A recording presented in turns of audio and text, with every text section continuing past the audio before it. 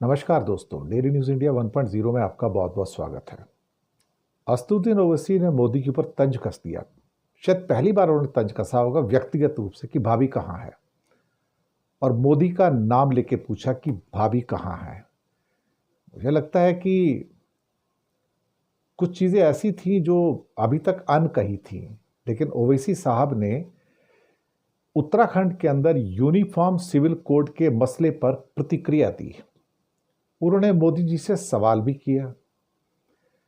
ओवैसी साहब भारत के एक डेलीगेशन का भी एक हिस्सा है जो दुनिया के कई देशों की यात्रा करेगा, और वो डेलीगेशन पाकिस्तान के जो कारनामे हैं उसको लेकर उन मुल्कों के अंदर भारत के रुख से उन्हें अवगत भी कराएगा। ओवैसी ने डेलीगेशन को लेकर भी बातें रखी, साथ में कुछ और कहा। वो कहते हैं कि भारतीय जनता पार्टी उत्तराखंड के अंदर यूनिफॉर्म सिविल कोड लेकर आई है, लेकिन ये एक ऐसा कानून है कि उसमें आपने एक एक्सेप्शन दे दिया। हालांकि एक्सेप्शन तो ट्राइबल्स में भी दे दिया था, पहले ट्राइबल्स को बाहर कर दिया था, और अब कहा जा रहा है कि ये हिंदू अनडिवाइडेड फैमिली पर यह कानून लागू नहीं होगा। हिंदू अनडिवाइडेड फैमिली पर यूनिफॉर्म सिविल कोड लागू नहीं होगा। फिर ओवैसी साहब कहते हैं अगर मैं तलाक देना चाहता हूं तो मैं अपने तरीके से दूंगा, लेकिन मोदी कहते हैं नहीं, तलाक इस तरह से देना जैसा मैं बता रहा हूं। ध्यान से सुनिएगा। ओवैसी कहते हैं कि अगर मैं तलाक देना चाहता हूं तो अपने तरीके से दूंगा, जो मेरा मजहब है। मोदी कहते हैं नहीं, तलाक इस तरह से देना होगा जैसा मैं बता रहा हूं। तो फिर वो कहते हैं मोदी जी भाभी कहां है? फिर यह सवाल उनके पर पूछा कि आपका तलाक देने का तरीका कौन सा है।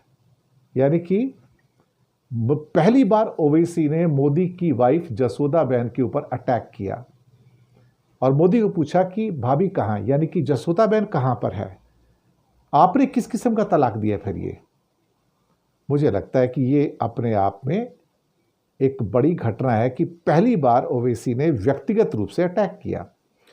उनका यह भी कहना था कि वो यूसीसी की जो दफा आर्टिकल 25 के खिलाफ है।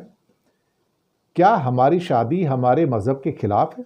अगर आप शादी इस तरह से नहीं करना चाहते तो स्पेशल मैरिज एक्ट है। आर्टिकल 25 ज़मीर की आज़ादी है। कोई बोलेगा कि हम शादी नहीं करेंगे, हम बालिग हैं, एक साथ रहेंगे, कानून इजाज़त देता है। मेरा ज़मीर कहता है कि जब तक आप निकाह नहीं कर लेते तब तक आप किसी महिला को हाथ नहीं लगा सकते। इसमें आर्टिकल 14 का उल्लंघन है। फिर कहते हैं उत्तराखंड में 170 मदरसों को सील कर दिया गया। 350 मजहबी जगहों को, जिसमें मंदिर, मस्जिद, मज़ार और ईदगाह हैं, उनको सीलिंग कर दिया गया है। उस पर बुलडोज़र चलेगा।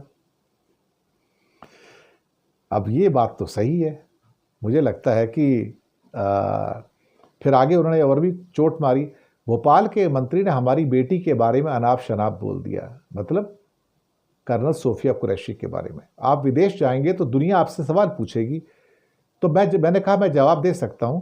भाजपा के लोग भी जा रहे हैं, क्या हमसे पूछेंगे तो हम दुनिया को क्या जवाब देंगे कि जब आपके लोग कर्नल सोफिया कुरैशी के ऊपर अटैक कर रहे थे।